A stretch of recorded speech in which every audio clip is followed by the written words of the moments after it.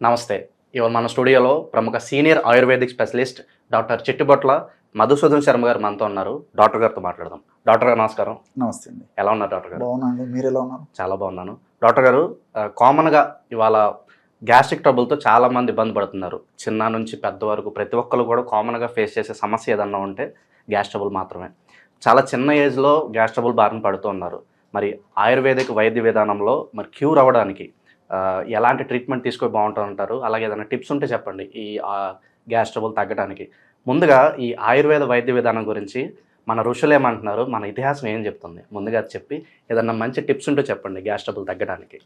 వేలాది సంవత్సరాల క్రితమే మన మహర్షులు ఈ గ్యాస్ట్రిక్ ట్రబుల్ సమస్య గురించి ప్రస్తావించడం జరిగిందండి.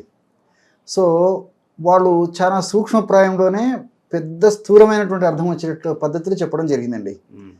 అజీర్ణం వినా నా రోగం అని చెప్పేసి మన మహర్షులు వారి వారి ఆయుర్వేద గ్రంథాల్లో ఈ యొక్క సమస్యను గురించి చెప్పడం జరిగిందండి.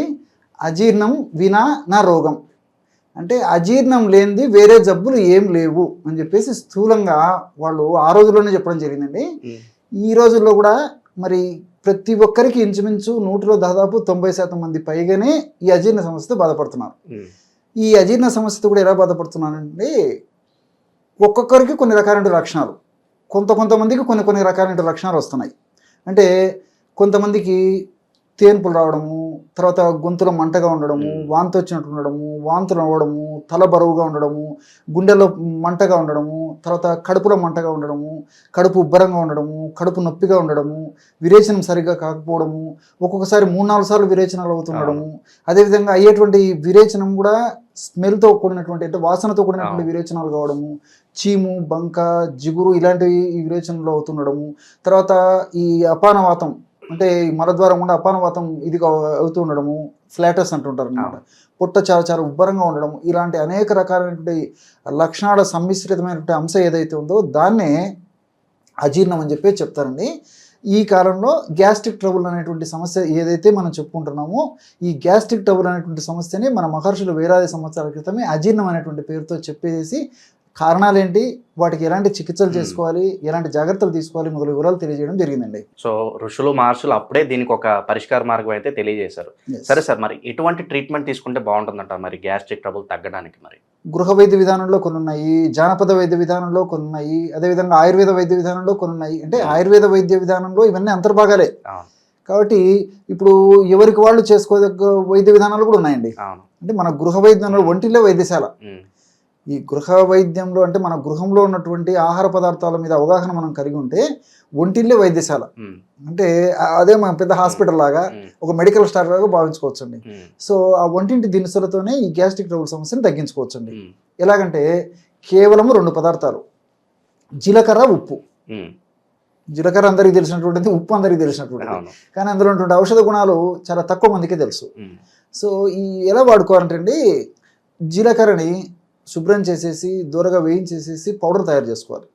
ఒక 100 గ్రామ్స్ జీలకర్ర పౌడర్, ఒక 10 గ్రాములు సాల్ట్.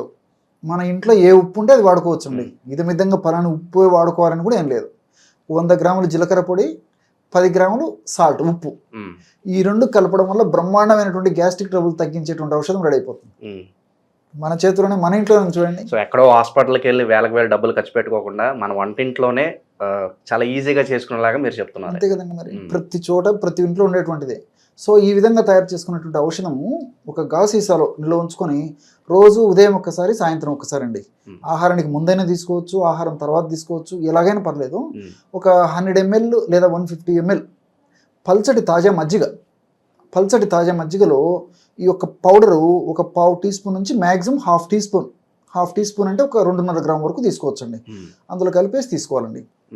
ఈ విధంగా తీసుకోవడం వల్ల చాలా త్వరగా, శీఘ్రంగా, సమర్థవంతంగా ఈ యొక్క ఔషధాలు పనిచేసేసి ఈ గ్యాస్ట్రిక్ ట్రబుల్ సమస్య లక్షణాలు తగ్గిపోతాయి. ఇప్పుడు నేను ఇన్ని లక్షణాలు చెప్పాను కదండి, ఈ అన్ని లక్షణాలకు చెక్ పెట్టేందుకు ఏకైక ఔషధం ఇదే. అనేక రకాలైన ఔషధం ఉన్నాయి, ఈ ఔషధం కూడా ఈ అన్ని లక్షణాలు తగ్గించేస్తుంది అనమాట. ఈ విధంగా మనం 100 గ్రాములు జీలకర్ర పొడి, 10 గ్రాములు ఈ ఉప్పు కలిపి తయారు చేసుకున్నాము. ఇది అయిపోయిన తర్వాత మళ్ళీ ఫ్రెష్గా తయారు చేసుకుని వాడుకుంటున్నారండి.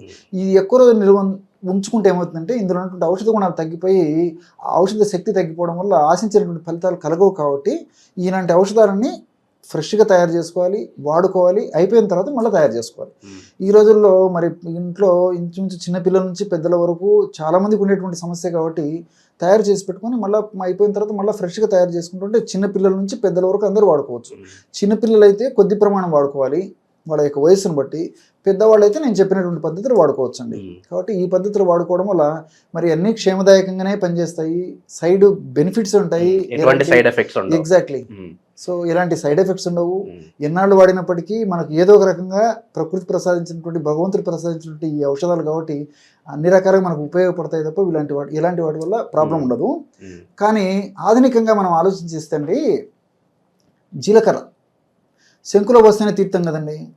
సో మనం చెప్పిన కొంతమందికి ఇదేంటండి నాటు వైద్యంలో, మోటి వైద్యంలో, అనాగరి వైద్యంలో ఏదో చెప్తుంటారు అనేటువంటి కాన్సెప్ట్ కూడా కొంతమంది ఉంటుంది. ఆయుర్వేదం సంబంధించిన వాల్యూ కావచ్చు, అది అందరికి తెలియకపోవచ్చు, అలాంటి వాళ్ళు ఇవి నమ్మరు. ఎగ్జాక్ట్లీ, అవగాహన కోసం చెప్తున్నా అండి. మన ఋషుల మాట గట్టి మూట అని చెప్పేదానికి. ఎందుకంటే ఆధునికంగా వీటి మీద పరిశోధన చేయడం జరిగింది. ఈ జీలకర్రలో థైమాలు, అదేవిధంగా థైమోక్వినోన్ అని చెప్పేసి రసాయన పదార్థాలు ఉంటూ పరిశోధనలు తెలియజేయడం జరిగింది. ఈ థైమాల్ అనేటువంటి రసాయన పదార్థం గుణం ఏంటంటే మన దేహంలో జీర్ణ వ్యవస్థలో అమైలేజు, లైపేజు, ప్రోటీయేజ్ అనేటువంటి 3 ఎంజైమ్లు ఉత్పత్తి అవుతుంటాయి అన్నమాట. అంటే మనం తీసుకున్నటువంటి పిండి పదార్థాలు, ఆహారంలో పిండి పదార్థాలు ఉంటాయి, తర్వాత కొవ్వు పదార్థాలు ఉంటాయి, అదేవిధంగా ప్రోటీన్స్, మాంసకృతులు ఉంటాయి. ఇలాంటివన్నీ జీర్ణమయ్యేందుకు ఒక్కొక్క రకమైనటువంటి పదార్థం జీర్ణమయ్యేందుకు భగవంతుడు ఒక రకమైన ఎంజైమ్ను క్రియేట్ చేసేసి జీర్ణం చేసేదానికి, ఉత్పత్తి చేసేందుకు భగవంతుడు ఆ శరీరాన్ని నిర్మించాడండి. సో అమైలేజు, లైపేజ్, ప్రోటీయేజ్ అనేటువంటి ఎంజైమ్లను బ్రహ్మాండంగా ఉత్పత్తి చేసేటువంటి పరిస్థితి ఈ యొక్క జీలకర్రలో ఉండే థైమాల్ ఉందన్నమాట. మరి ఎప్పుడైతే ఈ జీలకర్రని ఈ పద్ధతిలో మనం వాడుకుంటున్నామో, ఈ థైమాల్ ఏం చేస్తుందంటే ఈ 3 ఎంజైమ్లను ఉత్పత్తిని పెంచుతుంది. అంటే అమైలేజ్ అనేటువంటి ఎంజైము పిండి పదార్థాలు బాగా జీర్ణమయ్యేందుకు, అదే లైపేజ్ అనేటువంటి ఎంజైము కొవ్వు పదార్థాలు బాగా జీర్ణమయ్యేందుకు, అదేవిధంగా ప్రోటీయేజ్ అనేటువంటి ఎంజైము ప్రోటీన్స్ బాగా జీర్ణమయ్యేందుకు ఉపయోగపడుతుంది అనమాట. కాబట్టి ఈ 3 పదార్థాల్లో మీరు ఏది తీసుకున్నప్పటికీ ఈ థైమాల్ అనేటువంటిది పనిచేస్తుంది. రెండోది ఏంటంటే ఈ థైమోక్వినాన్ అని చెప్పేసి ఒక రసాయన పదార్థం ఉంది. ఈ థైమోక్వినాన్ అనేటువంటి రసాయన పదార్థం ఏం చేస్తుందంటే జీవక్రియలను వేగవంతం చేసి, చైతన్యవంతం చేసి, ఈ రోజుల్లో ఏమవుతుందంటే ఆహారం ఎక్కువ తీసుకుంటున్నారు, శారీరక శ్రమ తక్కువైపోయింది, మానసిక శ్రమ ఎక్కువైపోయింది, వెయిట్. సో పరోక్షంగా ఈ థైమోక్వినాన్ ఇందులో ఉండడం చేత వెయిట్ పెరగకుండా ఉండేందుకు, ఉన్నటువంటి వెయిట్ ఒక స్థాయి వరకు తగ్గేదానికి కూడా ఈ జీలకర్ర ఉపయోగపడుతుంది. అందుకే నేను ఇంతకుముందే చెప్పాను మల్టిపుల్ బెనిఫిట్స్ ఉంటాయని చెప్పేసి. సో ఈ విధంగా అనేక రకాలుగా ఈ జీలకర్ర ఉపయోగపడుతుంది. దీనితో పాటు ఉప్పును యాడ్ చేసాం కాబట్టి ఉప్పు కూడా మన శరీరానికి అవసరం. పరిమితిని మించి వాడుకుంటే ఇబ్బంది అవుతుంది, కానీ కొద్ది గొప్ప మన బాడీకి ఉప్పు కూడా అవసరము. ఉప్పు కూడా జీర్ణాశయానికి సంబంధించినటువంటి సమస్యల మీద చాలా చక్కగా పనిచేస్తుంది. రెండోది ఏంటంటే ఈ ఉప్పు వాడడం వల్ల జీలకర్ర శక్తి మరింత ఇనుడింప చేయబడుతుంది అనమాట. అంటే మరింత త్వరగా, సమర్థవంతంగా, శీఘ్రంగా, వెంటనే ఆ జీలకర్రలో ఉన్నటువంటి ఔషధ గుణాలు పనిచేసేందుకు మనం యాడ్ చేసినటువంటి ఉప్పు పనిచేస్తుంది. కాబట్టి ఈ 2 బూస్టర్ లాగా పనిచేస్తుంది. ఎగ్జాక్ట్లీ. సో స్టిమ్యులేట్ చేసి త్వరగా పనిచేసేందుకు ఉపయోగపడుతుంది. సో ఈ పద్ధతిలో ఔషధాన్ని తయారు చేసుకుని వాడుకోవడం వల్ల అన్నీ మనకు సైడ్ బెనిఫిట్స్ ఉంటాయి, ఎలాంటి సైడ్ ఎఫెక్ట్స్ ఉండవు, క్షేమదాయకంగా వాడుకోవచ్చు. కాబట్టి ఇలాంటి సమస్య జరిగినప్పుడు భగవంతుడు ఇచ్చినటువంటి ఇలాంటి వైద్యాలను మనం మర్చిపోయి ఎక్కడికో వెళ్ళి రకరకాల ప్రయత్నం చేసేసి మరి ఇబ్బంది పడడం కంటే ఇలా వాడుకుంటే మంచిదని చెప్పేసి నా అభిప్రాయం అండి. సార్, అయితే ఈ గ్యాస్ట్రిక్ ట్రబుల్ తగ్గడానికి ఆయుర్వేదిక పరంగా మంచి చిట్కాలు అయితే చెప్పారు. ముందుగా అసలు రాకుండా చూసుకోవడం అనేది చాలా ఇంపార్టెంట్ కదా. మరి మన లైఫ్ స్టైల్ కావచ్చు, ఫుడ్ హ్యాబిట్స్ కావచ్చు, ఎలా ఉండాలి? అసలు నాకు గ్యాస్ ట్రబుల్ రాకూడదు అనుకుంటే కనుక ఫుడ్ కావచ్చు, లైఫ్ స్టైల్ కావచ్చు, ఎలా మెయింటైన్ చేయాలంటారు? ముఖ్యంగా ఏంటంటే టయానికి ఆహారం తీసుకుంటుండాలి. తీసుకునేటువంటి ఆహార పదార్థాలు కూడా పోషకభరితమైన ఆహారం తీసుకుంటుండాలి. జంక్ ఫుడ్, ఫాస్ట్ ఫుడ్స్ ఇలాంటివి ఎప్పుడో ఒకసారి అరుదుగా తీసుకోవడం తప్పులేదు, కానీ వీలైనంత వరకు ఎక్కువ తీసుకోకూడదండి. టయానికి ఆహారం తీసుకుంటుండాలి, పోషకభరితమైన ఆహారం తీసుకుంటుండాలి, టయానికి విశ్రాంతి తీసుకుంటుండాలి.